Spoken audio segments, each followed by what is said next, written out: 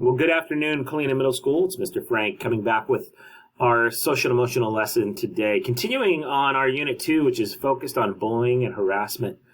Now, we've defined already bullying and harassment, the difference between the two, ongoing, empower, balance, change. The last two sessions have been specific about sexual harassment, how it impacts students who experience that. We've also learned how harmful it is and how it can have short-term and even some long-term effects to somebody who experiences harassment. Today we're going to learn about how gender-based harassment influences and impacts students. We're also going to learn about stereotypes and how those stereotypes contribute to gender-based harassment. Learning about harassment is super important. You guys need to be knowledgeable about how to stay appropriate, how to stay safe, and keep others safe. How are you watching out for one another? We work really hard to create a safe school community, but there are students that undermine this on a daily basis. So today, we're going to be doing a quick warm-up, talking a little bit about harassment, specifically gender-based harassment. How do we recognize what that looks like? How do we understand and know what a stereotype is? And how that is contributed to bullying and harassment here on our campus. Here's a very simple example of a stereotype. All teenagers are on social media. We know that that is absolutely not true. Not all teenagers are on social media 24/7. Some out of choice, some out of balance, some just monitor their time differently. Some of them are don't have phones or access, and maybe that creates it. So that generalization that's put on all teenagers is a really good example of a stereotype. So I want you to take a little bit of time right now to look at this definition of what a stereotype is. I'll let you read it right now.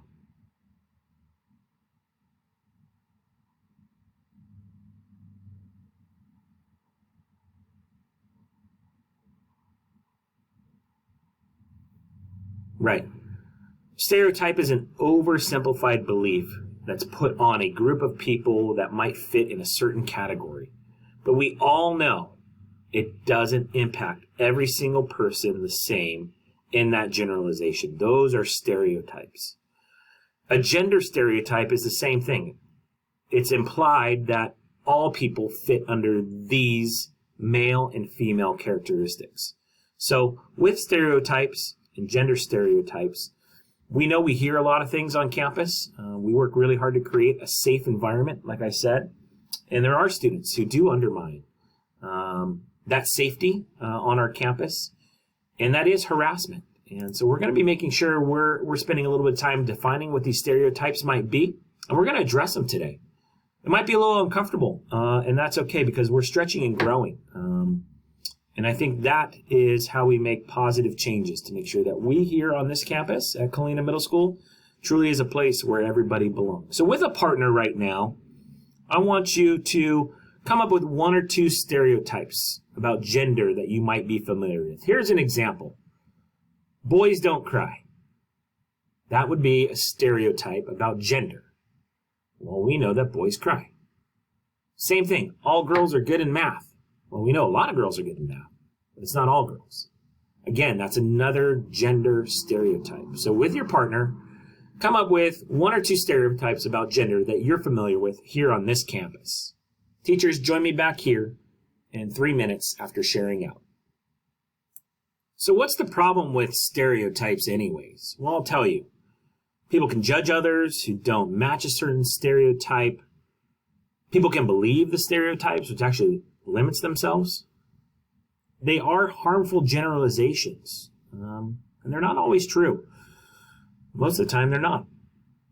And it's important to remember that stereotypes often lead to assumptions about other people, but we all know it doesn't apply to every single person in that certain group.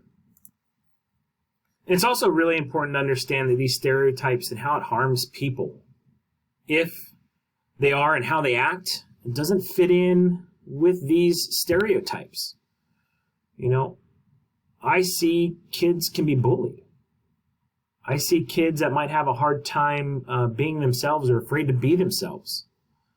I see people succumbing to stereotypical harassment or gender-based harassment, really making them feel isolated, maybe excluded from our campus and what we're all about.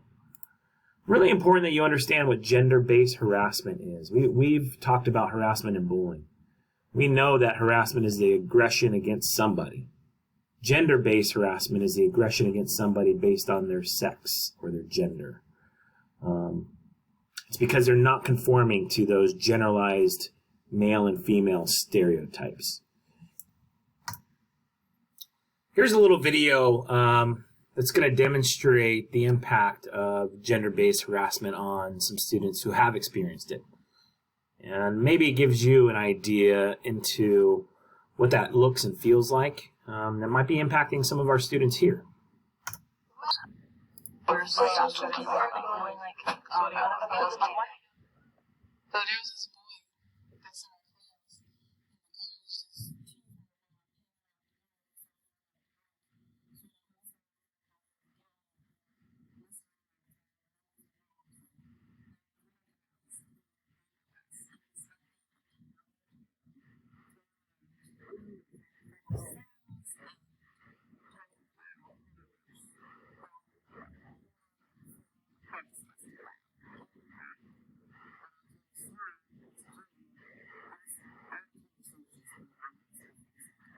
Boy or a girl, or like, what is that boy wearing? Or like, is that boy wearing a skirt?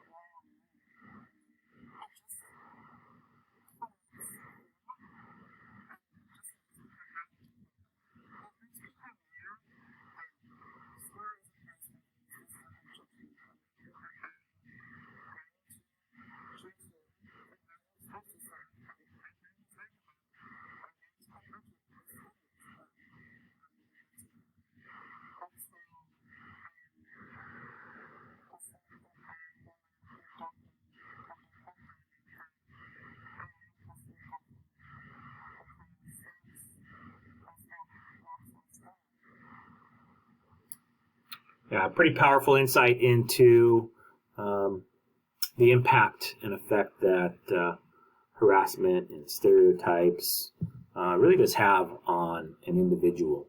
Let's take a look at 3 situations here. We'll do this first one together.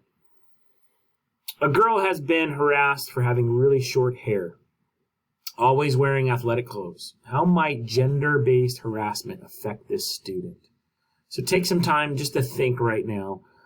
If a girl's being harassed for having really short hair and always wearing athletic clothes, what might she be feeling? Well, doing this together, I think she might be feeling anxious, could be feeling upset about coming to school, maybe not even wanting to come to school because of that harassment and the way others make people feel. She might want to feel like she's got to change her style just to try and fit in and conform to some stereotypes. So I think it's really important to understand it does have an impact on everybody. There's 2 more situations that I want you to be thinking about and working on individually on your own. Situation 2 is a boy is harassed because he's not into competitive sports. Has a lot of female friends, enjoys the arts. Situation 3 is a girl maybe really good at a male-dominated video game, constantly getting harassed online. How might these situations impact those students? Take a few moments. Write this down. Teachers, after students write these down, give them a few minutes to share out and join me back here. When we talk about that situation number 2, and a boy being harassed because he's not into competitive sports, and he's got a lot of female friends and enjoys the arts, maybe he does feel depressed. And hopefully you guys were able to come across some of these feelings that impacts that might be having on a student. Maybe he wants to stop being friends with the people that he's currently friends with, those girls maybe. Maybe he's going to hide that he doesn't like arts or the arts anymore. Maybe he gives up a passion, or maybe it's a talent that they're really good at. Maybe he feels like it's not okay to be himself around certain people. Those are all impacts that substantially limit a student's ability to feel comfortable, safe, and protected on campus, respected. Same thing with situation 3. A girl who's really good at a male-dominated video game, getting harassed online.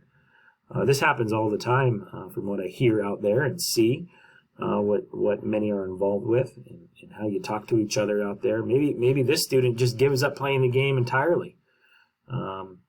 Maybe they get angry. Maybe they get upset.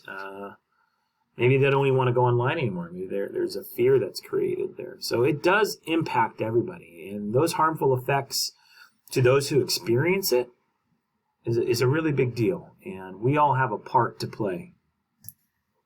And I think the part that we have to play is, what can we do? Or rather, what can you do to help prevent harassment, gender-based harassment, racism, whatever it might be here at our school?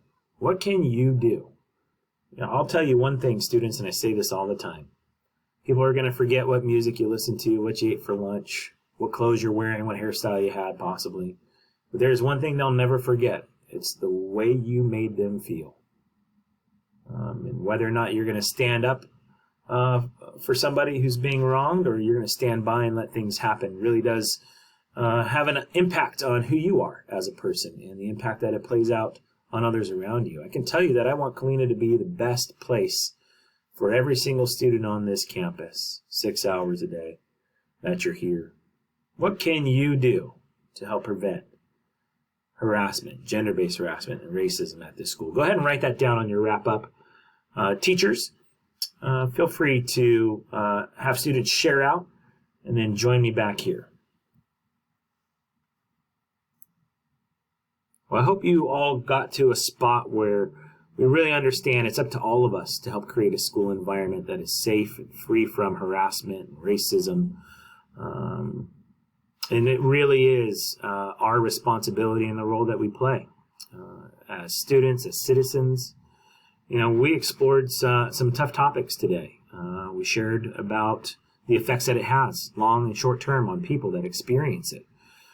In order to make sure that we're all really clear on where we're going with harassment and bullying, and how to be protected from harassment at school, our next lesson is really going to be about the rights and responsibilities that we have to make sure that we are creating a harassment-free environment. And it's every single student's responsibility to take this role as an important one. Your words and actions have great impact. I do worry that we get too socially desensitized from words and social media and the things that come through music, and we lose touch on the impact that it has on those around us. I'm really soliciting you guys to take a deeper look at who you are and what you're about. I want this campus to be the best place 6 hours a day, free from harassment, racism, gender biases, stereotypes, and it really is up to you to make that change and make that happen. Remember, people are going to forget what shoes you wore, what food you ate, songs you listened to, but they're never going to forget the way you made them feel. Thank you for your participation today. I really do hope this is making a positive impact on our campus.